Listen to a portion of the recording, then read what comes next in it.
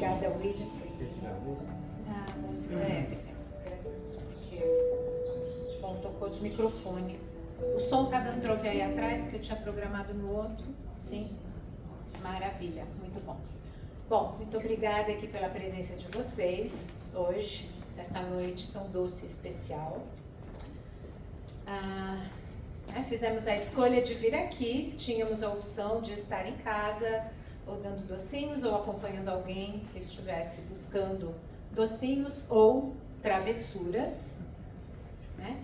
Então, vamos aqui começar nosso estudo a respeito do livre-arbítrio, né? Que essa noite inspirou o tema, porque afinal de contas, trick or treat é uma escolha, é uma decisão que envolve nosso livre-arbítrio.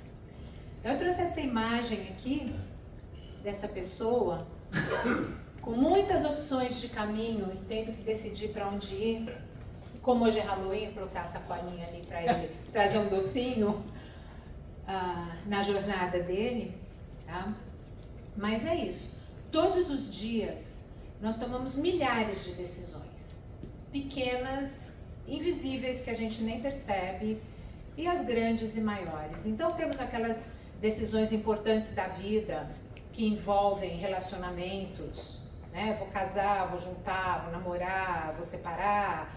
Envolvem decisões financeiras, vou adquirir imóveis, vou comprar um carro, vou mudar para os Estados Unidos, vou ficar no Brasil, vou para outro lugar, né? E as decisões menores, assim, o que eu vou tomar para o café da manhã, que roupa eu vou usar, né? Quem vem da escola que usava uniforme, né? Era uma delícia, não tinha nem que pensar o que ia usar, mas a gente brigava, né? Não quero usar uniforme. Então, assim, a gente vive esse conflito, né? Quando deixam a gente decidir, a gente reclama. Quando não deixam a gente decidir, a gente reclama, né? Mas a verdade é que estamos decidindo o tempo todo, tomando pequenas e grandes decisões. Então, vamos pensar aqui como é que a gente tem usado esse livre-arbítrio. Porque ele está o tempo todo com a gente. E, inspirados aqui no dia de hoje, e nessa coisa de que o trick or treat é uma decisão de livre-arbítrio, vamos falar só um pouquinho da história, porque é muito interessante.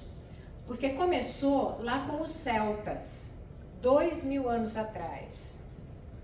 Faz tempo, né? E eles se preparavam para a noite, essa noite, que é a noite anterior ao dia 1º, era considerada uma noite em que a linha entre o mundo espiritual e o mundo material era muito tênue. E, portanto, eles achavam que os espíritos, as fadas e os demônios estariam por ali, e aquilo era muito arriscado. E para isso começaram a acender fogueiras, para celebrar esse momento, para se preparar, para estarem sentindo-se protegidos, e a se fantasiar, para se esconder, para disfarçar, para não serem reconhecidos por aqueles espíritos que eles gostariam que não os reconhecessem. Então eu achei interessante trazer essa história um pouquinho para a gente, ela passou por vários momentos e chegou nisso que a gente tem hoje, né, desse mercado super consumista que está aí por trás, que fatura milhões com os doces hoje em dia, mas que passou por momentos em que as crianças tinham que fazer danças e truques para ganharem os doces. Passou por um momento em que os grupos de pessoas famintas iam na frente da casa das pessoas, que tinham suas residências e suas casas, e faziam truques no sentido de malabarismos, apresentações e tal, por um prato de comida. E essa evolução que trouxe aqui onde a gente está hoje, achando que isso tudo é uma brincadeira, mas isso tem um fundo, né, que junta justamente, está se perdendo aí no materialismo, mas tem essa questão da proximidade do mundo espiritual e do mundo material. Teve um momento também em que, em que... Nossa, agora perdi o que eu ia falar. Teve um Ai, que momento maravilha. também. Tinha algum detalhe ainda da história que eu perdi. Quando eu lembrar, eu conto. Tá? Então, vamos lá.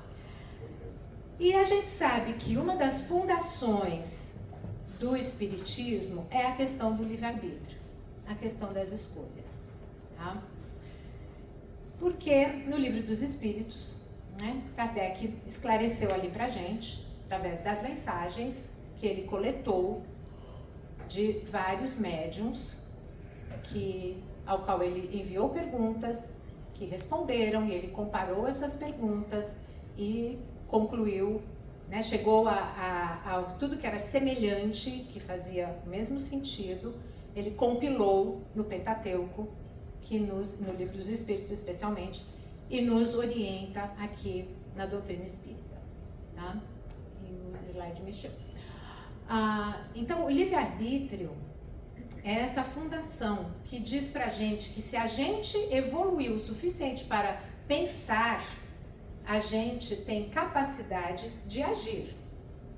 Tá? Se podemos pensar, podemos agir. Somos diferentes evolutivamente, porque podemos utilizar o nosso aparelho cognitivo de maneira a torná-lo em ação com intenção. Isso é muito importante, porque senão nós seríamos uma máquina, né? Ele chama de máquina o que a gente hoje chamaria de robô. Seríamos robotizados, programados para ter sempre a mesma resposta às mesmas situações, ou para termos sempre os mesmos comportamentos, fazermos as mesmas coisas. No entanto, temos poder de decisão. Porém, nos pegamos nos repetindo, nos pegamos como robôs, repetindo nossos comportamentos, fazendo a mesma coisa, mesmo que tenhamos os mesmos resultados. E aí a gente fala, mas não tá bom, mas a minha vida não acontece, mas eu não consigo sair desse relacionamento, mas eu não consigo uma promoção no meu trabalho, a minha vida não anda. Mas a gente não olha as escolhas que a gente está fazendo, como a gente está repetindo o mesmo comportamento, está robotizado, utilizando mal o nosso livre-arbítrio em algumas circunstâncias, em algumas situações. Faz sentido isso para vocês?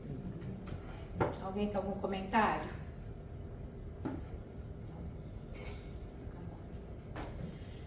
Então vamos lá. Eu tenho que vir aqui atrás para olhar o slide, porque fica meio difícil fazer assim.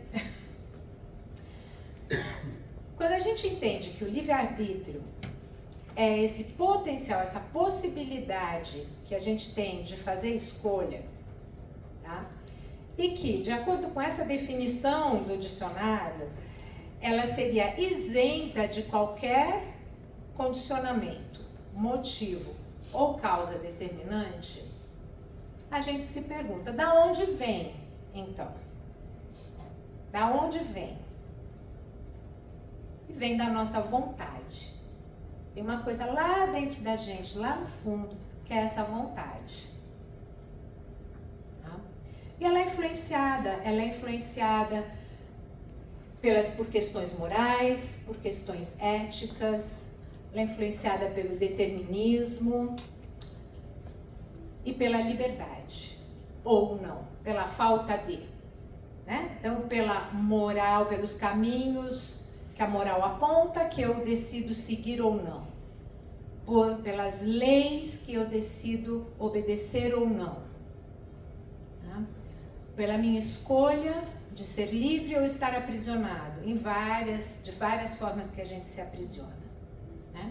Então, o que a gente quer pensar um pouquinho é assim, todo mundo aqui sabe o que é futebol, certo? Grupo de brasileiros, todo mundo conhece o jogo de futebol. Quem é que manda no jogo de futebol? O juiz. O juiz, o árbitro. Mera coincidência que chama livre-arbítrio. O que faz o árbitro? Ele reforça as leis, tá? As regras do jogo. Ele faz com que, mesmo que as pessoas tenham vontade de fazer diferente, e possam até fazer diferente, ele as lembre que existe uma lei, que existe uma regra e que há consequências ao se burlar essa lei, essa regra. Tá? Então, assim, as pessoas deixam de poder usar o livre-arbítrio quando estão jogando futebol? Diz que não. Aprendi com a Simone, diz que não. Não. A pessoa pode usar o livre-arbítrio. Tá? E às vezes ela vai, né, get away, vai ser aquela pessoa, aquele jogador que vai lá e dá uma cotovelada, chuta o outro, né? Aí faz uma falta, comete um engano, tem que voltar para o jogo e de novo começar, vai lá, faz o corner, enfim. Tem várias coisas que acontecem, né? Porque apesar das leis existirem, a gente escolhe seguir as leis ou não. Tá? Se é um jogador que vai lá e bate no outro, não é uma questão só da regra do jogo, é uma questão da ética. E no nosso dia a dia, nós estamos levando tudo isso em consideração o tempo todo lá dentro da cabeça da gente. A gente vai repetindo. Tá? Então, essa liberdade de agir, nós somos livres para agir. Mas isso está condicionado à nossa vontade, porque se a gente não tem conhecimento da nossa vontade, se a gente não está ciente do porquê agimos como agimos, a gente está à mercê dessa vontade que nem sempre é boa pra gente. O jogador que comete muitas faltas, ele acaba expulso do jogo e ele não pode mais jogar. Então, a gente vai levando tudo isso em consideração. Tá? Inclusive o determinismo, tá? Que é relacionado a essa lei de causa e efeito também. Nós vamos ver um pouquinho mais para frente, um pouco mais sobre isso. Tá? Aí o que a ciência diz? Tá? Então, a psicologia. A psicologia também é ciência. Tá? Nós vamos um pouquinho na biológica e vamos na psicologia hoje. Muitos de vocês já viram isso 1 milhão de vezes, essa figura do iceberg. Eu não vou me estender nela. Mas ela mostra pra gente um pouco essa topografia, tá? Da onde fica a nossa vontade. Porque a gente age e fala, eu não sei por que eu fiz aquilo. Mas eu fiz.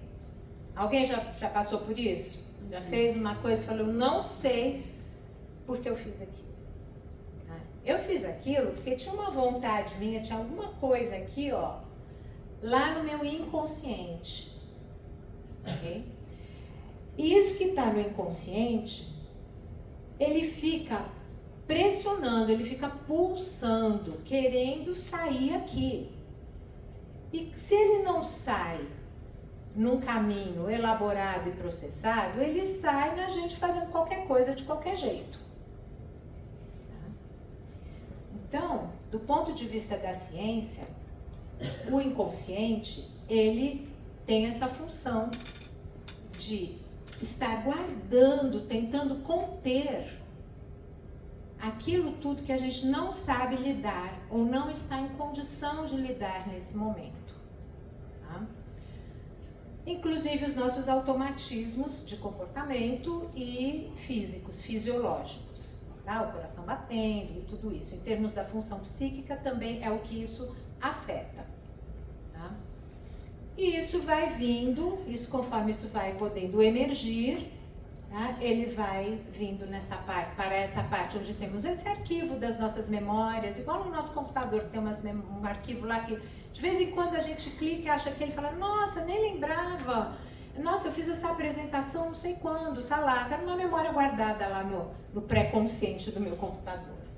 Tá?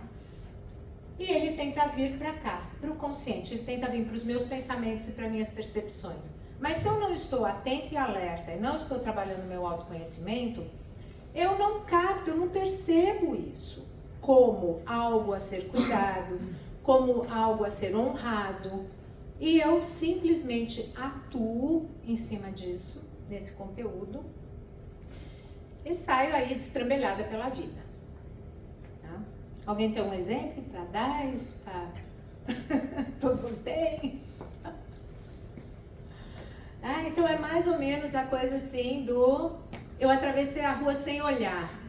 Poxa, eu sei que é perigoso. Eu sei por que eu fiz isso. Então, o que tem em mim que me colocou nessa situação de risco? Que mensagem que eu não estou cuidando, que está emergindo aqui, e que eu atuo dessa maneira, em cima disso. Tá? Então, o livre-arbítrio, quando a gente fala assim, é só a vontade. Se você tem vontade, você faz. Nós temos vontade, um monte de vontade. Não só de fazer as coisas direitinho, né? Esse que é o negócio. Nós temos que ir escolhendo. Tá? Temos também Jung, que traz essa questão de que, enquanto o inconsciente não se tornar consciente, seremos dirigidos por ele e a isso chamaremos de destino. A gente volta aí nesse determinismo. Estava escrito nas estrelas. Eu escolhi isso antes de encarnar. Pode ser. Mas a gente vai ver um pouquinho mais como que isso pode se desenrolar. Tá? Do ponto de vista biológico, a gente também tem, porque hoje a neurociência, a psicologia estão falando tudo o que foi falado, né, pela doutrina espírita já há muito tempo. Então vem as confirmações, vem mostrar para a gente outros pontos de vista, outros ângulos, que faz parte desse entendimento da gente como um espírito vivendo no corpo físico. Essa relação, matéria e vida espiritual, ela vai se confirmando com esses aprendizados da gente. Então aqui a gente tem a teoria do cérebro triuno, que não é minha especialidade, então vou ser breve. Aonde nós temos o que a gente chamaria lá no cérebro reptiliano, na parte mais interna, os nossos instintos, a resposta de luta e fuga, a automatização dos nossos órgãos, coração batendo, respiração, esse tipo de coisa, tá? E que é o equivalente meio com o que a gente viu do inconsciente, tá? Onde estão os nossos impulsos, os nossos medos, as coisas que a gente nem percebe. Nossos automatismos comportamentais e emocionais também. Temos daí o sistema límbico, onde estão nossas respostas emocionais, nossos sentimentos, nossos hábitos, nossas memórias. Isso aqui, se a gente pensa numa estrutura física, fisiológica, mais mesmo como no computador, né? Os arquivos guardados ali. E o neocórtex, né? Onde tem essa parte da cognição, né? Do pensamento, que é a cognição, da linguagem, essa capacidade de nos comunicarmos, da percepção sensorial, daquilo que a gente sente, da racionalização, que a gente consegue ter lógica no pensamento e tudo isso, do discernimento, que é o que a gente chama da consciência, tá? Não só essa consciência, a lei de Deus está escrita na consciência do homem, tá? Essa é uma consciência mais abstrata e espiritual. Aqui nós estamos falando mais dessa consciência do eu estou presente, eu estou aqui. E porque eu estou aqui, eu me utilizo disso para ter discernimento. Eu vou usar a lógica, vou usar o pensamento, eu vou usar o conhecimento para poder ter o discernimento. Então, essa área do cérebro ela é muito importante, tá? E entre as coisas que a gente sabe a respeito dela, dessa tomada de decisão, do poder de fazer escolhas. Então, por exemplo, a lei que fala que jovens não podem beber até os 21 anos, uma das justificativas é essa, de que essa parte do lobo frontal não está ainda pronta. E com o álcool, o consumo de álcool afeta essa preparação dessa área, que é justamente a área onde as tomadas de decisão acontecem. Alguma dúvida, pergunta? Não? Então vamos pensar, né, que se eu tenho liberdade para fazer ou não fazer, para seguir um caminho, para seguir outro caminho, e que tudo isso é para o meu benefício, né? Isso é para o adiantamento do espírito, para a nossa evolução, conforme nos foi esclarecido nas obras póstumas, capítulo 3, que chama Criação, no item 16. Tá? A gente tem um outro lado disso, que era o que a gente estava falando inicialmente, que essa liberdade ela é relativa. Ela é relativa pelas influências que recebemos da nossa cultura, ela é relativa porque existe o outro. E a hora que eu tenho que levar o outro em consideração, eu começo a lidar com o limite, que é a minha liberdade acaba onde começa a do outro. Porque a hora que eu começo a incomodar o outro, é aonde a cerca da minha liberdade aconteceu. Então, ela é relativa, porque quando a gente não respeita essa liberdade do outro, é quando a gente toma essas decisões de cometer crimes, atos de violência, abusos. Né? Nesse momento, estamos, né, fazendo escolhas, usando o nosso livre-arbítrio de maneira a abusar da nossa liberdade, a desrespeitar essa liberdade. Então, é uma liberdade maravilhosa de ter, mas é uma liberdade que a gente tem que aprender a usar. E a gente vai praticando aí ao longo da existência. A gente começa ensinando o bebezinho a não pôr o dedo na tomada, aí a gente vai o resto da vida tendo que renovar a carteira de motorista porque a gente já não enxerga bem e está dirigindo mesmo assim, colocando a vida do outro em risco. Isso é um abuso do meu livre-arbítrio? Diz que sim. Que mais? Quem deu um exemplo aí de dia a dia de abuso do livre-arbítrio, de mau uso dele? Então, escolhendo não contar. Ah lá, vem um. Mandando mensagem de texto enquanto você está dirigindo. Mandar mensagem de texto enquanto está dirigindo. Beber e dirigir. Beber e dirigir. Olha só. Nas redes sociais, como é que a gente faz isso? Como é que a gente abusa do livre-arbítrio? Rede social é um livro aberto da vida alheia. Só as páginas que o outro quer mostrar, claro. Como é que a gente faz? Como é que a gente usa o nosso livre-arbítrio? Ninguém é que faz isso, né? Ninguém vai lá olhar onde é que outra pessoa foi, onde a outra pessoa está. Não, claro que não.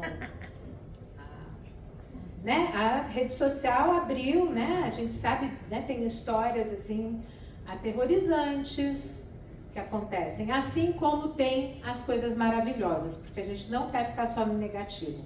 Tem poder ajudar pessoas que estão muito longe da gente, tá?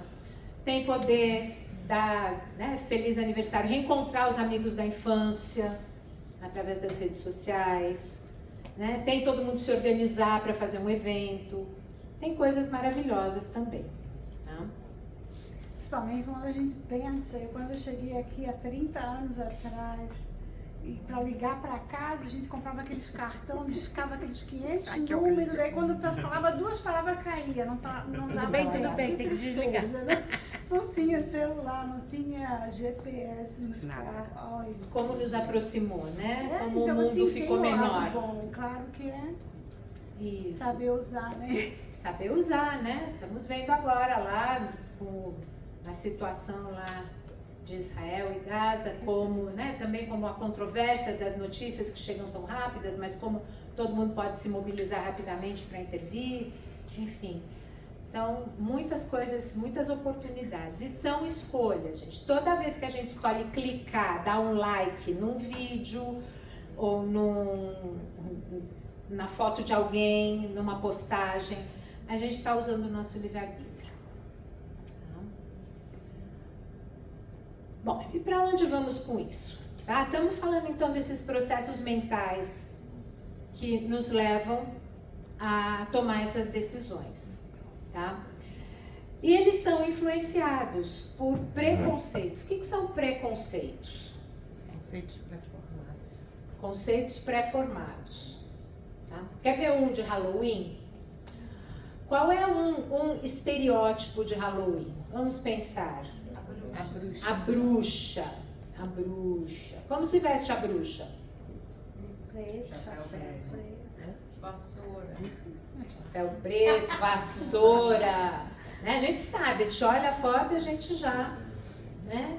E a bruxa é uma imagem relacionada a esse lado do Halloween, que é o lado do que eu tinha esquecido de falar, que é que os truques, né? Que é, como chama quando entra no trote?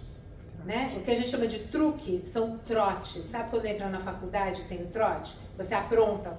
Quando tinha o telefone que a gente ligava para alguém e passava um trote, o pessoal mais velho sabe o que é isso? É. Então, esses trotes, um dos trotes que faziam quando as pessoas se fantasiavam, quando as pessoas iam nas casas pedir comida e da história evolutiva aí do Halloween, é o de passar a fita na porta, de fazer barulho na janela para assustar. Diz que tinham pessoas que vinham vestidas como os snicklers. Esqueci o nome agora. É um nome que eu nunca tinha visto mesmo, eu tive que procurar quando eu vi. E que eles vinham, que eles são os auxiliares do Papai Noel, mas não os bonzinhos. E que eles vinham e faziam isso, as pessoas vinham fantasiadas dessas pessoas, para fazer esses trotes, para as pessoas terem medo como se fossem fenômenos sobrenaturais. Então, o barulho na janela, passar a fita na porta, a porta não abre, tal, que foi criando esse lado do terror no Halloween. Né?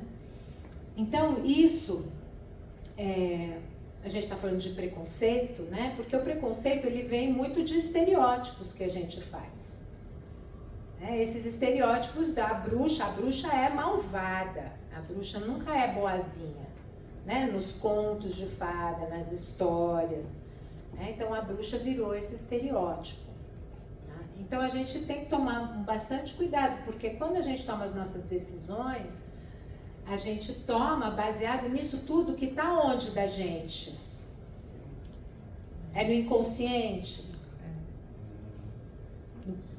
Lá no inconsciente, no pré-consciente, são arquivinhos que a gente tem e que a gente puxa e bruxa, malvada, essa pessoa, não. Tá?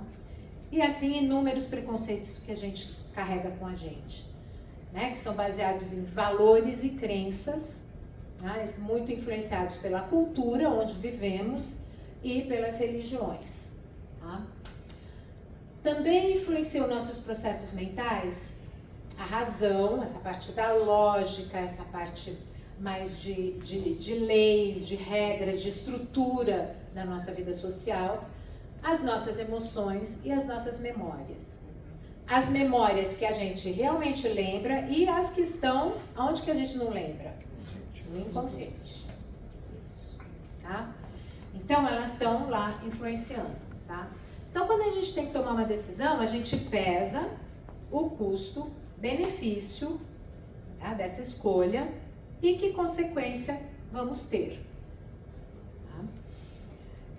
E a gente faz isso visando satisfazer algumas coisas que é meio que uma propulsora do nosso dia a dia. A gente quer sobreviver bem, né? Sobreviver só não, a gente já está num nível, uma situação que a gente quer viver bem.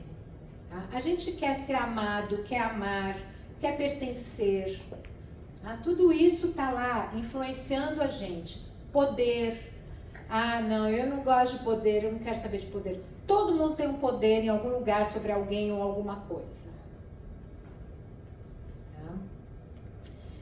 A gente tem poder sobre que dia a gente vai pagar as nossas contas. A gente tem poder sobre os nossos filhos, sim. Tentando e não nos óbvios, né? Mas sobre os nossos filhos. Temos poder nos nossos relacionamentos com as pessoas com quem a gente convive. Às vezes esse poder é igualitário, às vezes não é.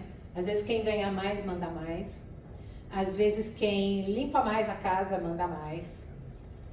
Tem várias formas de exercermos o nosso poder. Ele aparece assim em tudo na nossa vida. É uma questão humana também. Tá? Voltamos aqui à questão da liberdade e da diversão. A gente quer satisfazer essas áreas.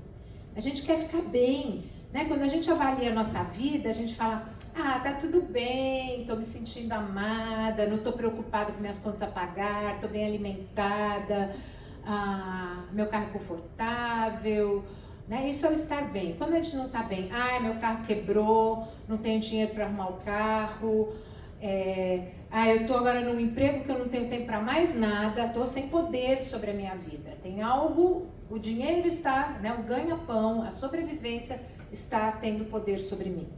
E não o contrário. Estou sem liberdade, não estou me divertindo, minha vida está chata, só trabalho.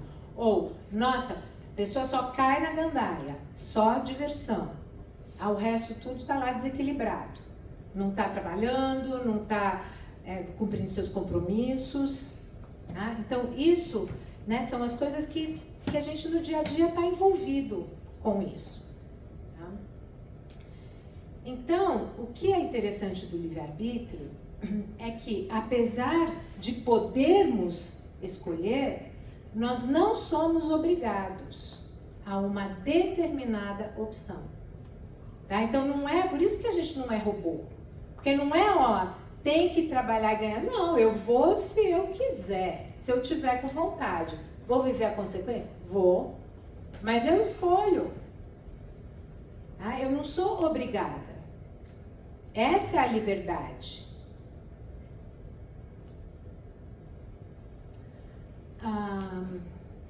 O William Glasser, ele fez esse choice theory, que é utilizado muito por quem trabalha aí na área de RH. Tá? Que ele avalia, ele entra a fundo nisso. Tá? Porque ele fala que essa questão da carreira, do trabalho, das escolhas, está muito envolvida com os valores que a gente traga a respeito disso aqui, de quanto isso é importante para a gente. Tá? Dessa área aqui, da sobrevivência, do amor, do pertencimento, do poder, liberdade e diversão. Bom, então assim, no Livro dos Espíritos, a gente, agora que a gente já viu assim, bem tudo isso, a gente entende que o livre-arbítrio, ele se desenvolve na medida que eu fico mais inteligente, que a gente falou, se eu penso, eu posso agir, eu escolho a minha ação, se eu posso pensar. E com isso eu fico mais responsável pelas minhas ações, pelas consequências dela, né? E eu gosto muito dessa gravura, que é do Billy King, porque ele mostra, né? É como se essa pessoa estivesse fora da paisagem, mas está dentro. Tá? É uma escolha, esse poder, essa liberdade de estar lá ou cá, integrado ou não. E o comentário dele a respeito dessa pintura é que ele colocou a ave, né, acima, porque as aves podem ir onde quiserem. Elas vão no ar, na água, em todos os lugares. E os répteis, a tartaruga que ele colocou aqui, não. Elas estão sujeitas a um certo controle. Tá? E ele chama essa gravura de livre-arbítrio. Tá? Porque é o balanço, o equilíbrio entre o controle e a liberdade. Tá? E eu escolho. E é quase uma ilusão de ótica. Tá lá, ou tá dentro, ou tá fora. Tá?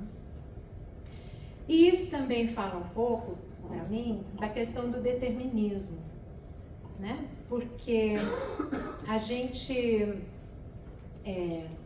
pensa que a gente escolheu, eu escolhi viver isso, né? Lá no meu planejamento encarnatório e tal, eu escolhi viver isso. Só que o que eu escolhi viver não foi para eu ser condenado a viver aquilo. Foi para que eu possa escolher viver aquilo melhor. Para que eu possa viver aquilo de uma maneira aonde eu exerça o meu livre-arbítrio no caminho do bem, na direção do bem e do bom. Daquilo que é melhor para mim, melhor para os outros. Né? Então, se eu escolhi nascer num lugar muito violento, tá? Por que razão que seja, não importa o motivo para isso, mas se eu escolhi que eu ia nascer num lugar muito violento, eu aqui encarnado, eu vou escolher se eu vou ser violento ou não.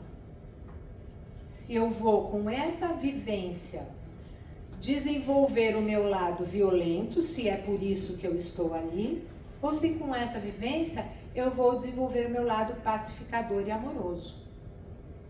Tá? Então, quando a gente fala, eu volto lá no determinismo que o Jung falou, que a gente pode ter a fatalidade.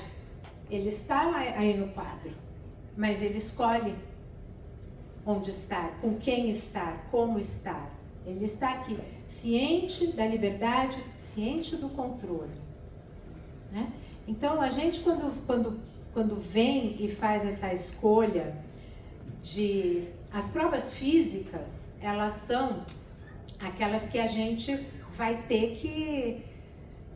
Se eu vim com uma deficiência física, eu vou ter que lidar com ela. Mas as questões morais, eu totalmente posso me libertar delas, né? Fazer melhor, fazer as escolhas. Essa é uma das funções, esse é um dos presentes do livre-arbítrio. Ele nos permite realmente fazer os reparos. Tá? Então vamos ver aqui a nossa piadinha. Todo mundo muito sério. Tá? Deus foi lá e deu livre-arbítrio a Adão. A serpente foi lá e deu-lhe a maçã. Aí Deus falou, você sabe o que é o livre-arbítrio, Adão? Ele, não, o que é? Já estava comendo a maçã. Né? Então, assim, a gente pode olhar para isso de dois jeitos. A gente pode olhar para o Adão injustiçado, pô, essa coisa, né, que... Como é que Deus fez isso? Deu a maçã e não avisou como é que era, quais eram as regras do jogo. Tá? E aí o Adão vai ficar se sentindo impotente, vítima, um fraco, o oprimido. Nossa, Deus me aprontou essa, ele foi muito sacana comigo. Eu estou humilhado, isso é uma vergonha. Né? Uma posição assim, passiva, de sofrimento, pedindo socorro, alguém me tira dessa situação. Esse é um Adão. Aí pode ser o Adão, o empossado, né? Aquele que tomou posse da situação e falou assim, bom, eu não sabia, eu errei, tá? E agora, como é que eu faço? Eu preciso reparar o meu erro.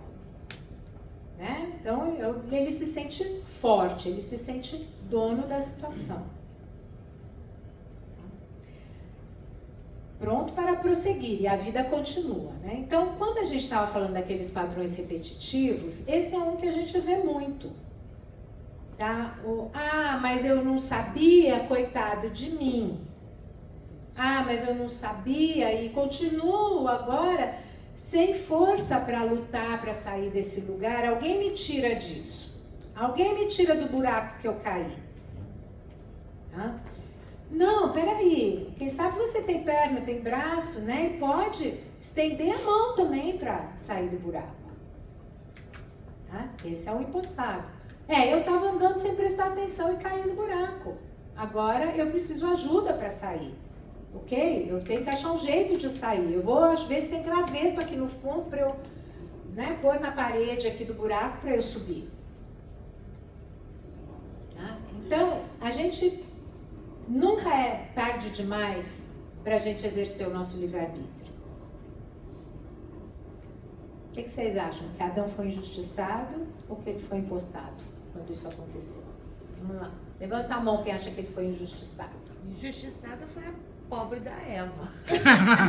A Eva que está no quadrinho, Simone. Não causa. Quem acha que o Adão foi empossado? Ok. Olha só. Pessoal acreditando no Adão. Muito bom. Então tá, gente, porque é isso, né? As nossas escolhas têm consequência, tá? Não tem como. Nós viemos aqui para exercer, praticar o livre-arbítrio, porque nós viemos não sabendo de tudo, portanto, viemos cometer erros e viemos aprender a fazer reparos, tá? Trabalhar na reparação.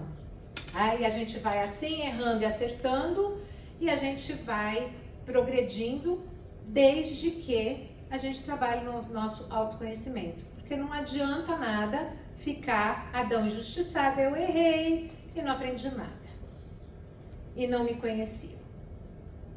Tá? Então o autoconhecimento é o caminho. Os nossos erros e acertos são as ferramentas para que a gente possa aprender e para que a gente possa progredir.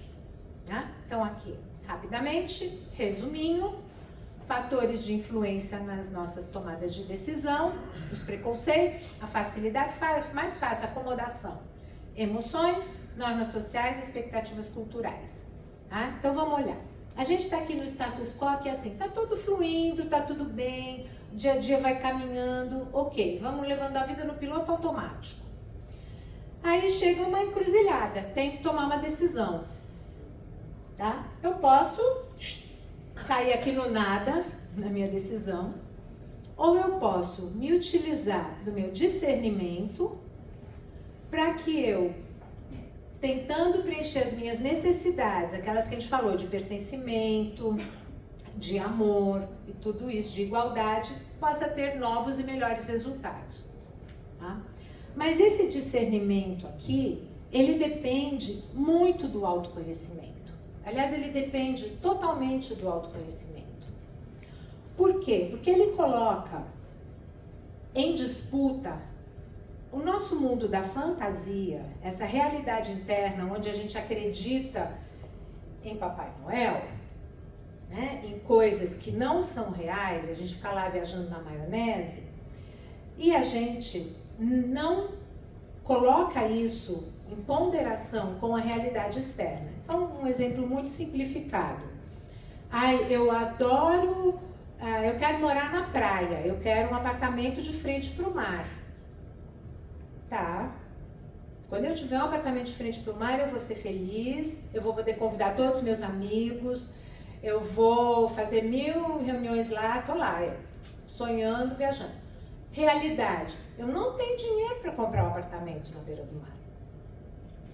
E aí? Mas não, aí eu pego a vontade, tá? E vou lá e faço uma dívida maior do que eu posso pagar. Eu utilizei bem meu livre-arbítrio? Não. Eu me beneficiei do meu autoconhecimento? Não.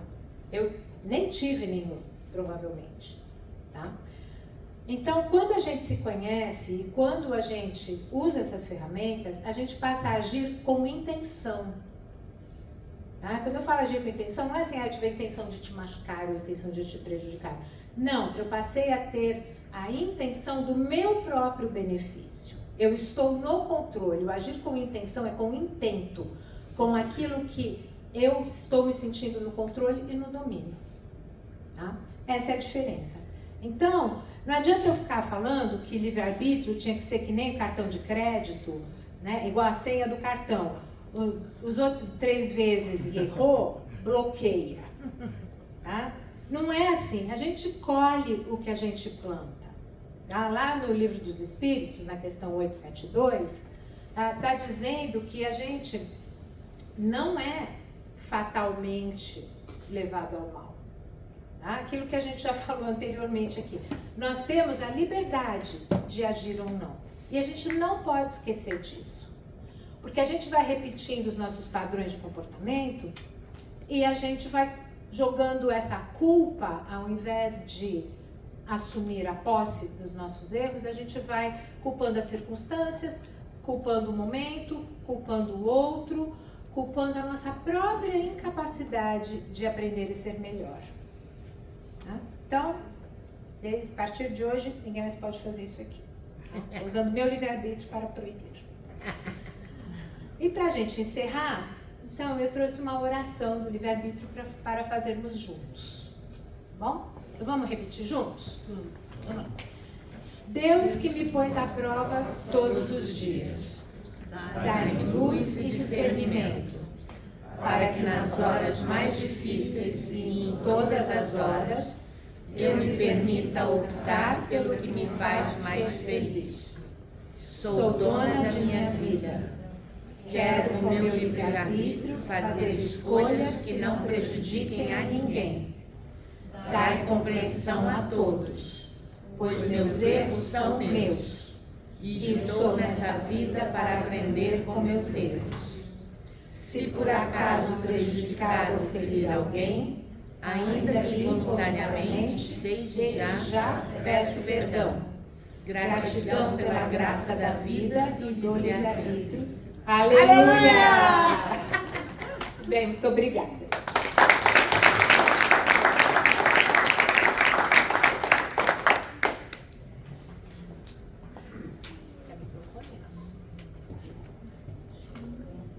É bom que a gente pode falar aleluia no final, adoro essa parte. Tudo bom, gente? Para quem chegou depois, tem alguém pela primeira vez? Ei, seja bem-vinda! Tem um presente para você no final, tá? Vai lá no caixa, vai ter um presente para você, tá? Seja a primeira de muitas vezes. Ei, qual o seu nome? Lisa? Seja muito bem-vinda, tem um presentinho para você lá no final, tá bom? Sejam bem-vindos. Eu vou pedir para a Andréia fazer a vibração hoje, pode ser? Quem vai botar a música? Quem vai botar a música para mim? Rafa. Com Rafa. Com Rafa.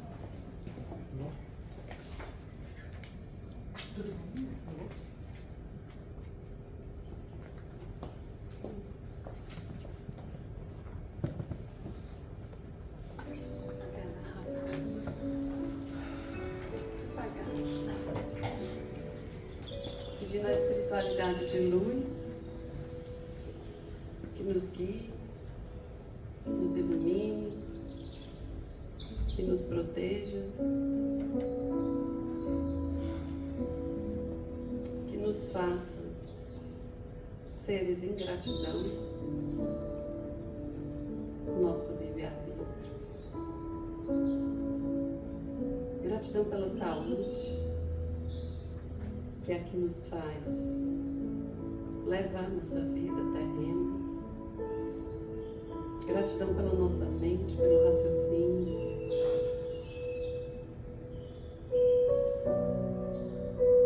Gratidão pelas nossas emoções.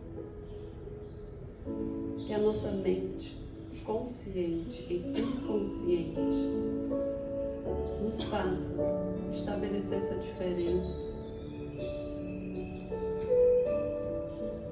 e nos trazer para o momento, para a paz, para o amor, para o perdão, para a luz. Pedimos a espiritualidade de luz que sempre abençoe as nossas vidas, as vidas dos familiares, aos que estão longe, aos que estão perto. Que nós possamos emanar o nosso amor para todas as pessoas que precisam, por alguma razão, pela angústia, pela indecisão, para que elas se fortaleçam, para que elas tenham esperança, para que todos nós possamos emitir essa forma de luz, de amor, como um pontinho de luz.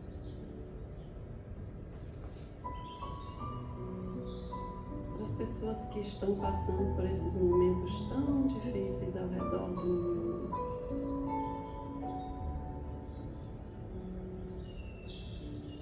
Pedimos, Senhor, que todas sejam amparadas. Quem tem fome, que essa fome seja saciada. Para que a fé, de alguma forma, cada um com a sua crença, chegue a essas pessoas, às famílias, as crianças tão inocentes são a alegria do viver.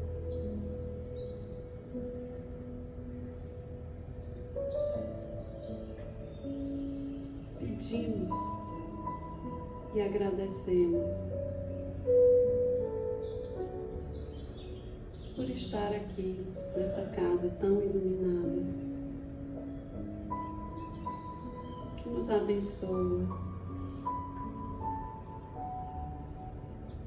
que nos dá essa fé,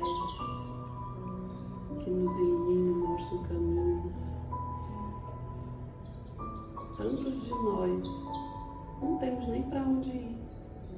Quando a gente vem para cá, encontra uma família, encontra um apoio, encontra alguém que dá uma mão, um abraço, na esperança, amor. Com isso a gente vai recebendo mais saúde, mais alegria. Isso vibra no nosso corpo, nas nossas células, nos nossos órgãos, nos nossos sistemas. Gratidão por tudo. Que assim seja, graças a Deus.